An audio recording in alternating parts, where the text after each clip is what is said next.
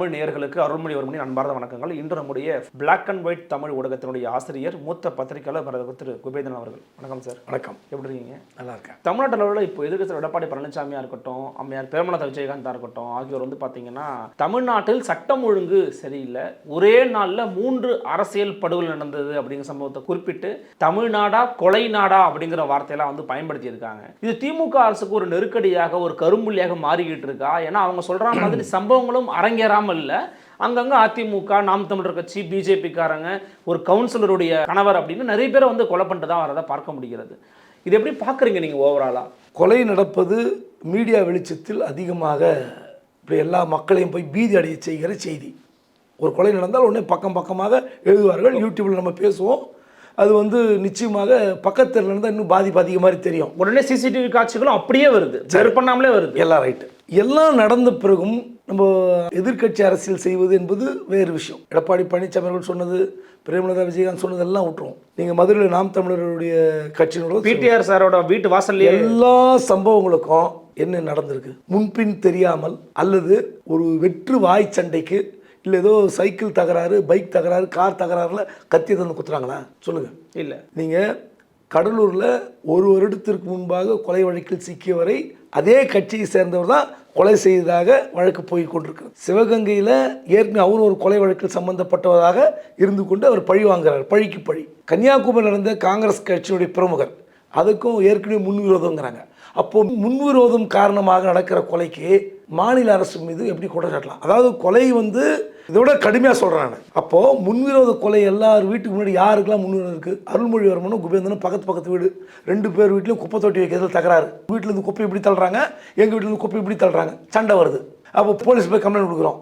இங்கே 24/7 இங்கே ஒரு பாரா போலீஸு கத்தி துப்பாக்கி கூட நின்றுட்டு அருள்மொழிவர்மன் குபேந்திரன் எப்போ வெளியே வருவான், எப்போ வெட்டிப்பானுங்க, எப்போ இவங்க வீட்டில் 2 பொம்பளைங்களை அடிச்சுப்பாங்கன்னு போலீஸ் இங்கே போட முடியுமா? முடியாது. இப்படி வெட்டி தகராறில் கூட கொலை நடக்குது. சரிங்களா? ஒன்று வேண்டாம். இங்கே கடலூர் மாவட்டத்தில் ஒரு வேற்று மதத்தை சேர்ந்த ஒரு ஹோட்டல் ஊழியர் ஒரு பெண்ணை காதலிக்கிறார். அந்த பெண்ணோட தம்பி உறவினர்லாம் கத்தியில் குத்துறாங்க. அந்த வீடியோ காட்சி பார்த்துங்க, கொடூரமாக இருக்குது. பார்த்துங்க. அவர்கிட்ட காதலில் நீங்கள் எங்கள் வீட்டு பொண்ணு உங்களுக்கு கட்டித்தர மாட்டேன், மீறி காதலிச்சா சண்டை வரும், வேண்டாம், நீங்கள் வேற்று மதத்தை சேர்ந்தவர்கள் சொல்லிட்டு போங்க. எப்படிங்க எங்கள் வீட்டு பொண்ணு உனக்கு கேட்குதான்னு சொல்லி கத்தியில் எடுத்து குத்துறான்னா என்னங்க அர்த்தம்? இது எப்படி போலீஸ் போய் இப்படி தடுப்பாங்களா? இப்படி ஒவ்வொரு விஷயத்திலையும் கள்ளக்காதல், முன்விரோதம், காதல், இப்படி ஒவ்வொரு விஷயத்திலும் முன்விரோதத்தில் கொலை நடக்குது. இது யார் மீது தவறு? சமுதாயத்தில் எது கத்தாலும் கத்தி தூக்குறது யார் மீது தவறு? அதுக்கும் ஒரு காரணம் இருக்குது. அதில் ஒரு போதை கலாச்சாரமும் ஊடுக பரவிக்கிட்டு இருக்கு. எல்லாருமே கஞ்சாவை போட்டுட்டு, புகையிலையை போட்டுட்டு தான் கொலை பண்ணவே போகிறாங்க அப்படிங்கிற ஒரு குற்றையும் சொல்கிறாங்களே சார். அது ஒரு ரீசனாக இருக்குன்னு சொல்கிறாங்க. கொலை பண்ணவன் குடிச்சிட்டு கொலை பண்ணுறானா, குடிக்காமல் கொலை பண்ணுறானா, கஞ்சா அடிச்சுட்டு கொலை பண்ணுறானான்றது வேறங்க. அது வேற. அவனுக்கு எப்போ 24 மணி நேரம் கஞ்சாச்சிக்கினே கொலை சிந்திக்கிறான், ஏதோ எவிடன்ஸ் இருக்கா? நான் என்ன கேட்குறேன், முன்விரோதம் காரணமாக கொலை செய்கிறான்.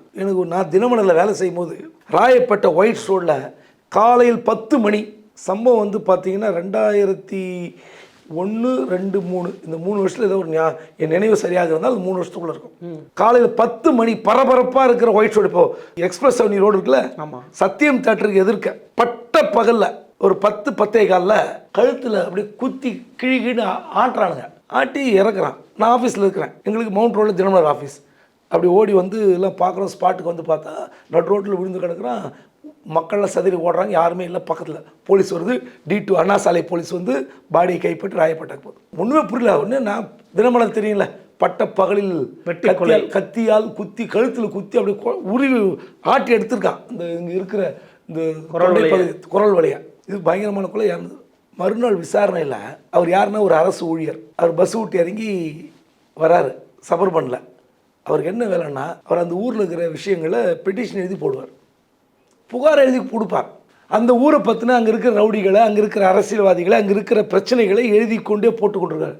இதாங்க விஷயம்.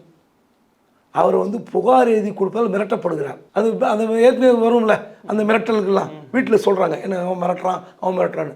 நீங்கள் ஏங்க உங்களுக்கு வேலை, இதெல்லாம் எழுதி போடாதீங்க. கொலை பண்ணிட்டு போயிட்டான்.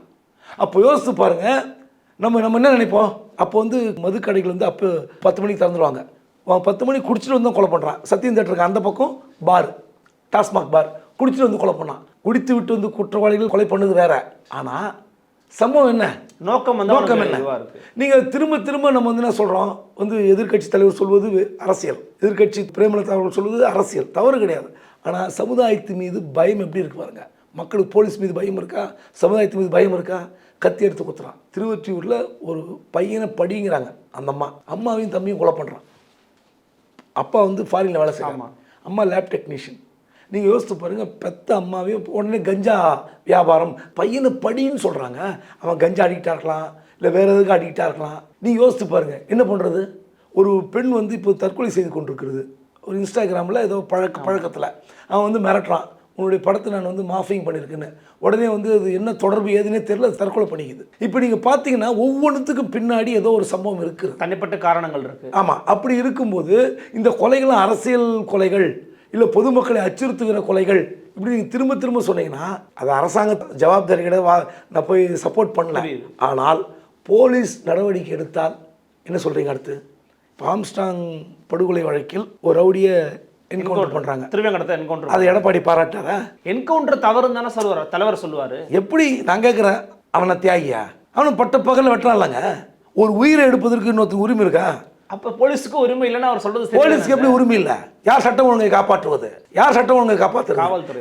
யார் நடவடிக்கை எடுப்பது? காவல்துறை. அப்புறம் இன்னொன்று தெரியுமா உங்களுக்கு, நீங்கள் என்ன ரோட்டில் அடிச்சிங்கன்னா நான் உங்களை கைது பண்ணலாம். It's a common man. நான் போலீஸாக இருக்கணும் அவசியம் இல்லை. நான் கைது பண்ணி உங்களை போலீஸ் ஹேண்ட் ஓவர் பண்ணலாம். உங்களை வந்து நான் தாக்க வந்தால் நீங்கள் என்னை திருப்பி அடிக்கலாம். சட்டத்தில் இடம் இருக்குது, தெரியுமா உங்களுக்கு?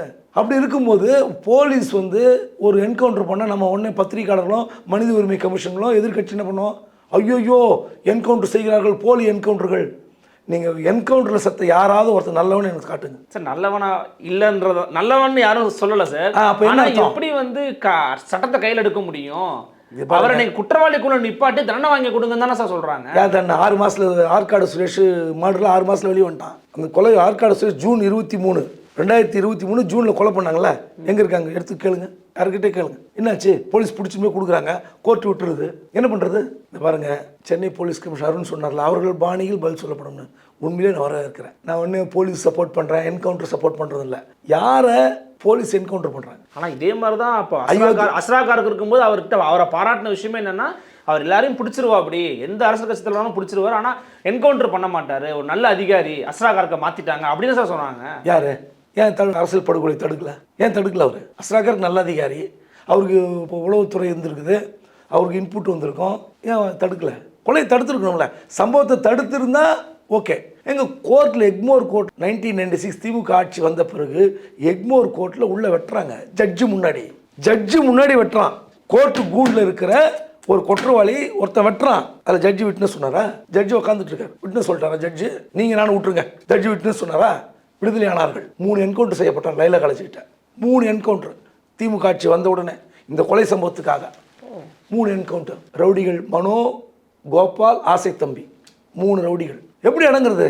ரவுடிங்க வந்து சினிமா இண்டஸ்ட்ரியில் பூந்துக்கிட்டு பணத்தை கொடுத்துக்கிட்டு பிராத்தல் ஹவுஸ் நடத்திக்கிட்டு, அதில் ஒருத்தர் கபிலன் சினிமா நடிச்சவன், அவனை மலர் ஹாஸ்பிட்டல் அடையாளம் வச்சு என்கவுண்டர் பண்ணாங்க. நீங்கள் அப்போது அந்த சமுதாயத்தை எப்படி திருத்த முடியும்? ஒரு ஆளை கடத்துறான், பணம் பறிக்கிறான், மிரட்டுறான், குடும்பத்தை கூட்டமே மிரட்டி நியூடாக உட்கார வச்சு பணம் பறிக்கிற கூட்டம் இருக்குது. இதெல்லாம் தெரிந்து போலீஸ் தெரிந்து நடவடிக்கை எடுத்து அவனை கூட்டு போய் ஜெயிலில் வச்சு அவனுக்கு மாலை மரியாதை செஞ்சு 3 வேளை சாப்பாடு போட்டு அப்புறம் 3 நாள் கறி சோறு போட்டு, சட்டத்தில் இடம் இருக்குல்ல, வெள்ளி சனி ஞாயிறு கறி சோறு போடலாம். இப்போ சமீபத்தில் ஒரு செய்தி படித்தேன், ஏதோ ஒரு பஸ் ஸ்டாண்டில் ரவுடித்தனம் பண்ணுறான்.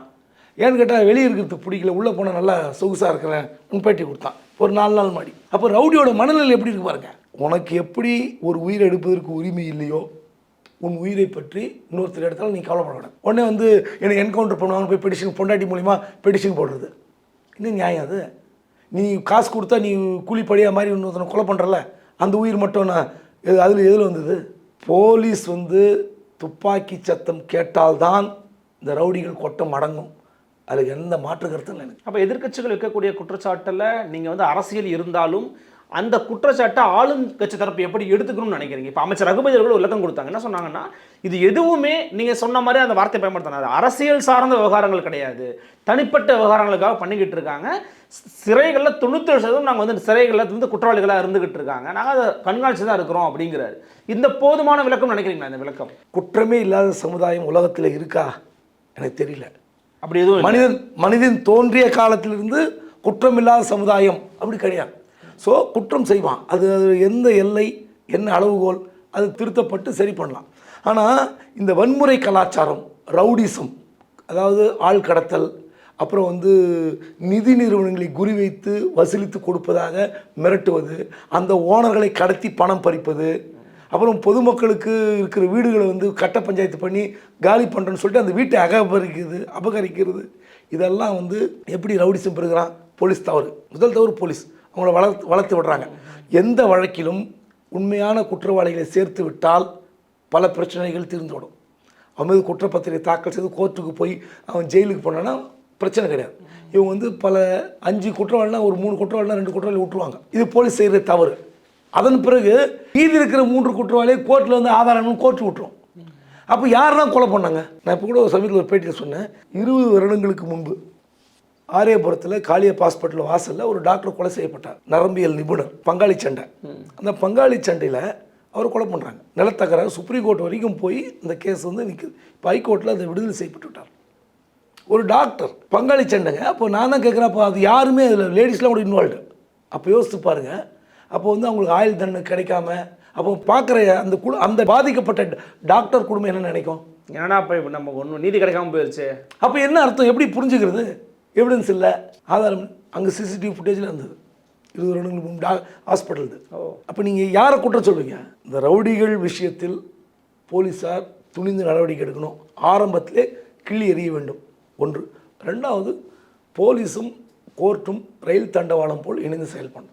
அப்போ தான் அந்த ரவுடிசம் ஒழியும். இல்லாட்டி பொதுமக்களுக்கு அச்சுறுத்துகிற ரவுடிசம் எந்த ரூபத்தில் வந்தாலும் இந்த அரசாங்கத்துக்கு கெட்ட பேர். எதிர்கட்சி சொல்லும். இப்போ திமுக நெருக்கடி இல்லைன்னு நான் சொல்ல மாட்டேன். இந்த கொலை விஷயங்கள்லாம் மக்கள் மத்தியில் போய் சேருதில்ல.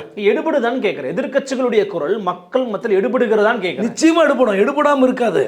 இப்போ நீங்க சொன்ன விளக்கம் எக்ஸாக்டா இருந்துச்சுல்ல சார்? எப்படி தனிப்பட்ட விரோதங்களுக்காக நடந்துகிட்டு இருக்கு, இதை பகுத்து பார்க்கணும்னு சொல்றீங்கல்ல, இந்த பகுத்தறியும் தான் மக்கள்கிட்ட இருக்கும் தானே. அப்ப திமுக கண்டுகொள்ளாம கூட இருக்கலாமான்னு கேட்கிறேன். திமுக கண்டுகொள்ளக்கூடாதுன்னு சொல்லலை, திமுக நெருக்கடி இல்லைன்னு சொல்ல. நிச்சயமாக எந்த கொலை நடந்தாலும் கண்டிப்பாக அரசாங்கம் நெருக்கடி இருக்கும். ஆனால் உண்மைத்தன்மை எத்தனை பேர் தெரியும்? எத்தனை பேர் பேப்பர் படிக்கிறாங்க? எத்தனை பேர் யூடியூப் பார்க்குறாங்க? எத்தனை பேர் செய்தி எல்லாமே வந்து நீங்கள் யோசித்து பாருங்கள். இன்றைக்கி வந்து நீங்களும் யூடியூப் நடத்துகிறீங்க, நானும் யூடியூப் நடத்துகிறேன். எந்த மாதிரி நியூஸை எப்படி செய்தி ஆக்கணுன்றது எனக்கும் தெரியும், உங்களுக்கும் தெரியும். ஆனால் ஒரு பொய் செய்தியை போலியாக சொல்லி என்ன வேணால் ஒரு மலிவான விளம்பரம் செய்து மலிவான வார்த்தையை பயன்படுத்தி தம்ப்நெயில் வைத்து நடத்துகிற யூடியூப் ஓஹோன்னு போயிட்டுருக்கு. யார் தடுக்கிறது? நம்ம போய் தடுக்க முடியுமா? முடியாது. அது அரசாங்கம் பார்த்துக்க போகுது. அந்த மாதிரி சில விஷயங்கள் வந்து உண்மை தெரியும்ல. எனக்கு பக்கத்து வீட்டில் ஒரு சம்பவம் நடக்குது.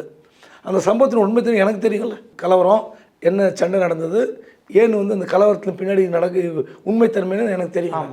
அது வந்து எல்லாருக்கும் தெரியணும் அவசியம் கிடையாது. மறுநாள் பேப்பர் படித்தா தெரிய போகுது, உண்மை தெரிய போகுது. முதல்ல சொல்கிறதுக்கும் இப்போ முதல்ல நம்ம கொலைன்னு சொன்ன பிறகு அடைகிற பதற்றத்துக்கும் அந்த கொலைக்கான பின்னணி என்ன என்று செய்தி, உண்மையான செய்தி வரும்போது வித்தியாசம் தெரியும். இது மக்களுக்கு தெரியணும். அரசாங்கம் உடனே போலீஸில் வந்து ஒரு விளக்கம் கொடுக்கணும். 3 படுகொலை, அது வந்து ஒரே நாள் 4 படுகொலை. நாங்கள் அந்த பாட்டியம்மா இருந்தது புதுச்சேரி, அது வேற. இன்னொன்று இங்கே கிண்டியில் சைதாப்பேட்டில் ஆலந்தூரில் மர்டர் பண்ணி ஒரு பாட்டியம்மா நகைக்காக கொலை செய்து சைதாப்பேட்டில் போடுறாங்க பக்கத்து வீட்டில். ஒரே நாள் 4 படுகொலை தான் பத்திரிக்கையில் வந்தது. எல்லாமே நீங்கள் வந்து எப்படி இருந்தாலும் அரசுக்கு நெருக்கடி தான். அரசுக்கு நெருக்கடி இருந்தாலும் மக்களுக்கு ஒரு புரிதல் இருக்கணும், எதிர்கட்சிக்கு ஒரு புரிதல் இருக்கணும். இப்போ வந்து ஆம்ஸ்டாங் படுகொலைக்கு ஒரு அஞ்சலி செலுத்துவதற்காக முன்னாள் அமைச்சர் ராஜேந்திர பாலாஜி அங்கே போயிட்டு வந்தார். அவர் என்ன பேட்டி கொடுத்தாரு? எடப்பாடி சிறப்பாக தான் பண்ணுறாங்க. அப்படி சொல்லாதீங்க. தமிழ்நாடு போலீஸ் ஆட்சி, எந்த ஆட்சி இருந்தாலும் தமிழ்நாடு போலீஸ் ஸ்காட்லாந்து யார்டு போலீஸுக்கு இணையானது. கடலுக்கு அடியில் இருந்தாலும் குற்றவாளியை கண்டுபிடித்து விடுவார்கள். சொன்னாரா இல்லையா? யாரு? ஸ்டாலினை ரொம்ப அவதூறு செய்தவர், உதயநிதி அவதூறு செய்தவர். இன்னும் சொல்ல போனால் அந்த வார்த்தையை சொல்ல முடியாது, அவ்வளோ மோசமாக பயன்படுத்தியவர். இப்போ சொன்ன பிறகு அவர் இவங்க கைது பண்ணுறாங்க. ஒரு 3 கோடி ரூபா விவகாரத்தில் 18 நாள் சேஸ் பண்ணி பிடிச்சாங்க. அவருக்கு உண்மை தெரியும்ல, 18 நாள் நம்மை தமிழ்நாடு போலீஸ் எப்படி சேஸ் பண்ணி பிடிச்சாங்கன்ற உண்மை ராஜேந்திர பாலாஜிக்கு தெரியும்ல. பாராட்டிட்டு போகிறார்ல. அவர் எடப்பாடி கூப்பிட்டு கண்டிக்கலையே. நான் வந்து சொல்கிறேன் சிபிஐ விசாரணை வேணாங்கிற, தமிழ்நாடு போலீஸை பாராட்டுறேன், நீ யார் அங்கே போன, எதுக்கு போகணுன்னு கேட்கல இது வரைக்கும். அதனால் ஒரு புலன் விசாரணை போய்கொண்டிருக்கிறது. இது முடிவில் நீங்கள்லாம் பாருங்கள் என்ன மாதிரி விளைவு வரும், என்ன மாதிரி விசாரணை உண்மை வரும்னு தெரிய போகுது. நிச்சயமா பல விதமான கருத்தும் ரொம்ப எளிமையாக நேர்மையாக மக்களுக்கு புரியுற மாதிரி சொன்னீங்க. மிக்க நன்றி சார். நன்றி. நன்றி. சந்திக்கலாம். நன்றி. வணக்கம்.